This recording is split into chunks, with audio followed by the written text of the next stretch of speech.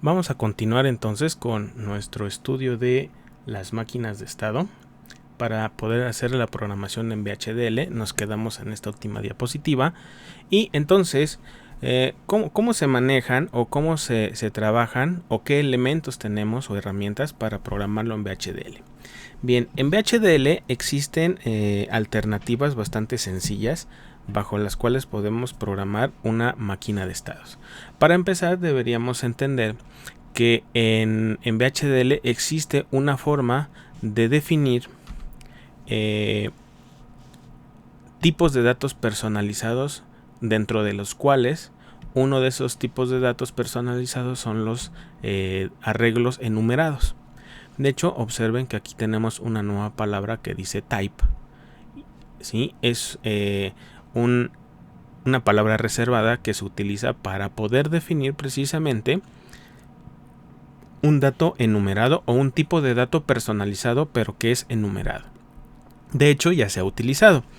Cuando se trabaja con los tipos de datos stdlogic o stdlogic vector, en ningún momento nos preguntamos, bueno, ¿qué significa stdlogic?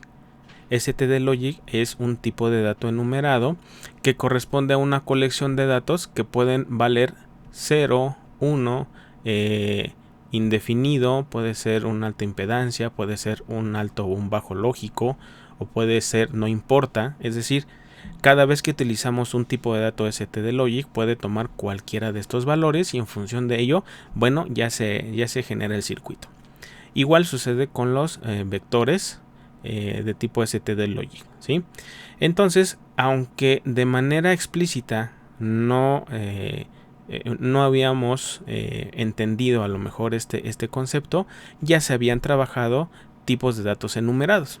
Sin embargo, tenemos que aprender a generar un arreglo para los fines de las máquinas de estado en particular. Entonces, supongan que tenemos un arreglo que queremos generar precisamente para enumerar los estados que voy a tener en mi máquina de estados.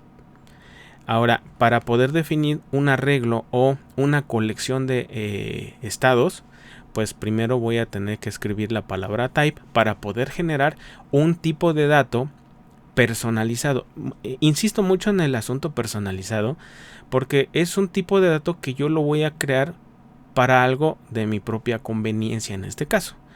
¿Para qué lo voy a utilizar o cuál es el objetivo? Bueno, pues generar una colección de datos que me permitan implementar esa lógica que lleva una máquina de estados.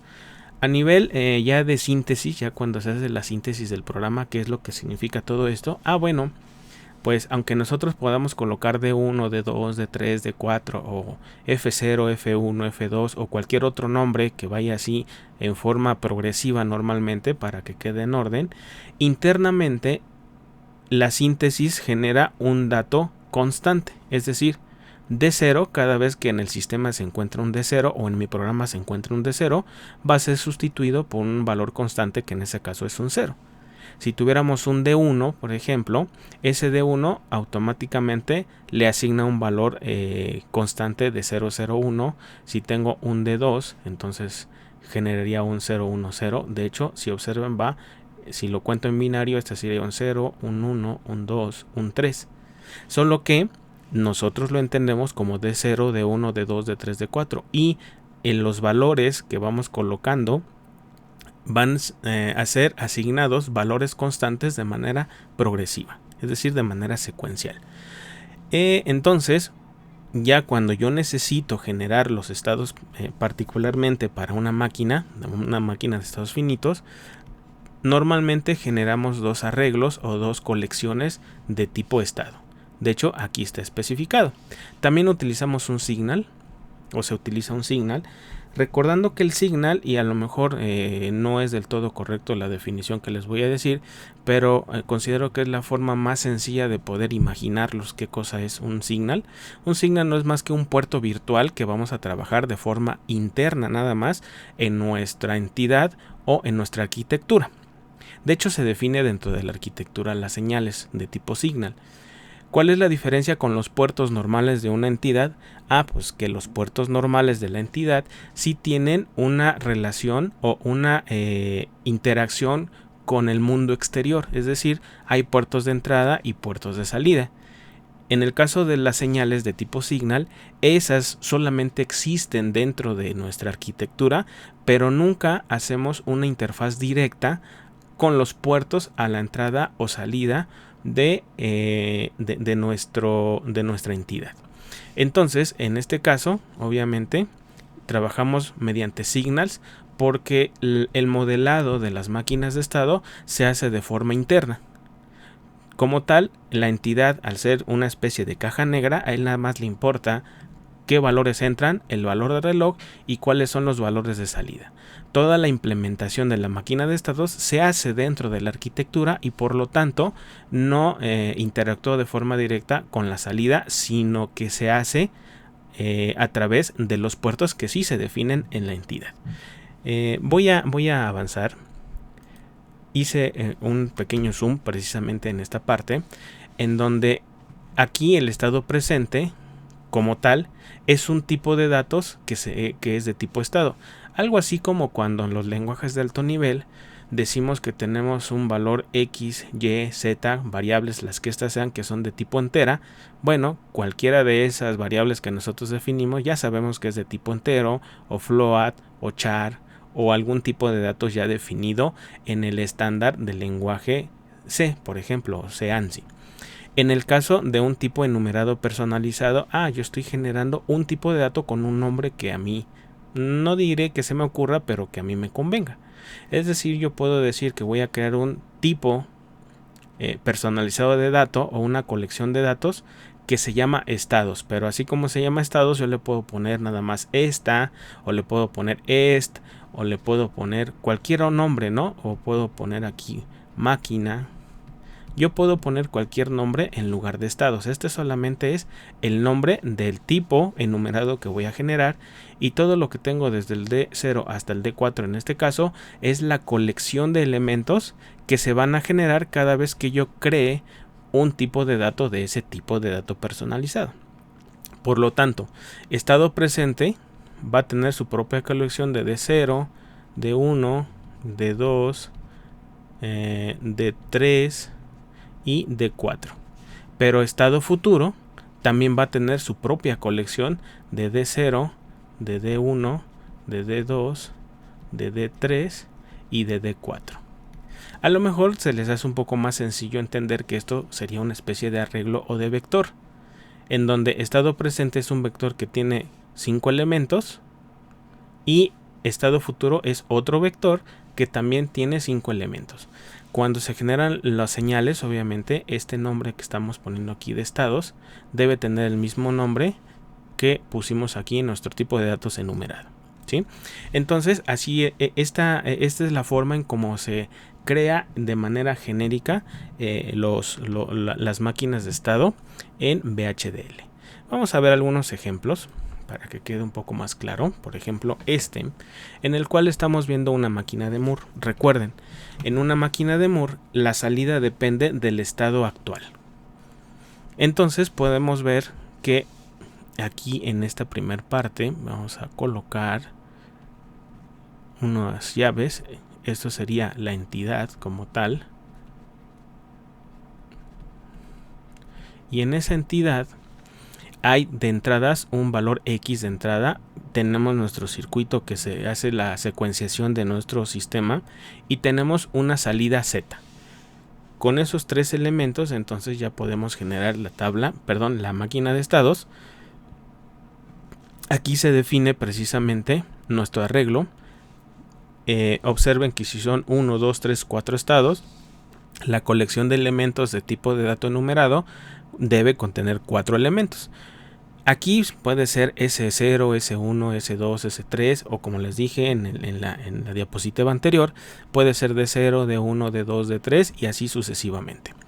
Y ya después se generan dos arreglos de tipo Signal o dos puertos virtuales. Voy a seguir mencionándolo como puerto virtual para mayor comprensión. Tenemos estado presente, estado futuro, que son dos arreglos que son del tipo estados, es decir, estado presente va a tener sus propios S0 a S3 y estado futuro va a tener sus propios S0 a S3. Comenzamos ya la arquitectura como tal y vamos a utilizar un proceso que aquí está señalado para poder trabajar un case. Entonces el case o la forma en cómo se implementa la máquina de estados típicamente es a través de un case. Y el dato que se va comparando para saber cuál es el estado presente precisamente va a ser todo el arreglo de estado presente. Y entonces observen que aquí en este estado S0, si la entrada es 0, observen que nos quedamos en el mismo S0. Pero si la entrada es un 1, entonces tenemos que hacer una transición hacia el estado S2. Independientemente de las transiciones y de la entrada, si en algún momento nos encontramos en S0, la salida va a ser 0, y si en algún momento nos encontramos en S2, la salida va a ser un 1. Sin embargo, como ya sabemos que en una máquina de Moore el valor de la salida depende únicamente del valor del estado actual, pues entonces, dado que en el case estamos evaluando el estado presente, en este caso cuando estamos en S0, la salida va a ser prácticamente ese valor 0 que tenemos aquí dentro de este círculo que representa el estado S0. Una vez que ya especificamos el valor de la salida, de hecho aquí está salida, aquí está especificado, ahora podemos ver que si X vale 0, entonces el estado futuro, que aquí está marcado, es un S0, tal cual estábamos viendo aquí en el diagrama, que si es la entrada es 0 nos quedamos en el mismo estado. De lo contrario, obviamente sería para evaluar X igual a 1. Como es un if else, pues obviamente si X no es 0, pues tiene que ser un 1 de manera implícita, entonces ya no hace falta que lo pongamos de forma explícita y simplemente aplicamos esta asignación de que el estado futuro ahora va a ser un S2. Y terminamos la primera parte. Entonces, este when S0 sería para el estado 0. Después necesitamos hacer la misma estructura, pero ahora para el estado 1. Y si nos fuéramos al estado 1, que sería este elemento, y que de hecho antes de eso yo creo que tengo que borrar todo lo que ya escribí, si no se me van a hacer pelotas. Aquí está, este sería para el estado 2, todo eso que vamos a ver ahorita. No es cierto, no es el estado 2, es el estado 1, porque empezamos desde el estado 0, ¿no? Entonces, si estamos en el estado 1, de hecho aquí ven que dice S1, la salida de forma automática tiene que ser un 1, aquí está especificado. Ahora bien, ya con el arreglo if else, si X es 0, es decir, si la entrada es 0, pueden observar que el estado siguiente tendrá que ser un S0. Aquí está el estado futuro como S0. Y si la entrada es un 1, que sería este caso, aquí está, la transición tendrá que ser del estado S1 al estado S2, que de hecho aquí está especificado. Pueden ver entonces que aquí nada más tenemos la salida, pero en función solamente del valor del estado presente.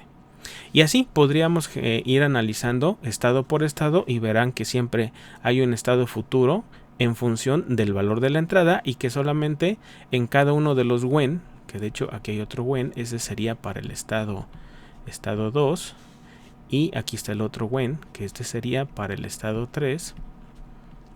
¿Sí? Y bueno, con esto terminaríamos la estructura de la máquina de estados, pero nos falta algo.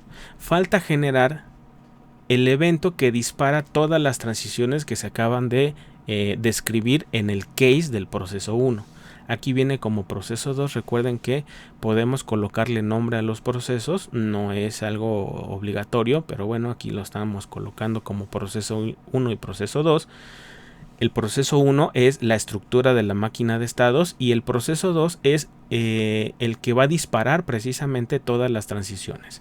Podemos ver que en el proceso 2 utilizamos nuevamente un proceso pero ahora utilizamos CLK como elemento, que es la lista de argumentos para el proceso. Y lo que se hace o lo que observen que sucede aquí es que si CLK tuvo algún cambio y además y CLK actualmente vale 1, quiere decir que lo que estamos detectando es un flanco de subida. Entonces podemos utilizar esta estructura o podemos utilizar las funciones Rising Edge o Falling Edge. Cualquiera de esas dos pueden sustituir a este arreglo que estamos viendo en este momento.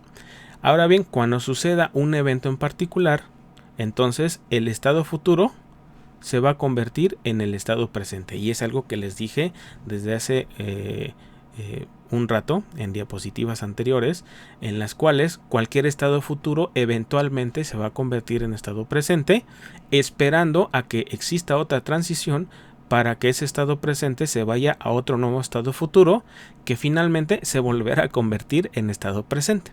Entonces, todo esto, lo que estamos viendo aquí como proceso 2, este es lo que dispara los eventos programados en toda la máquina de estados a través de un case en el proceso 1.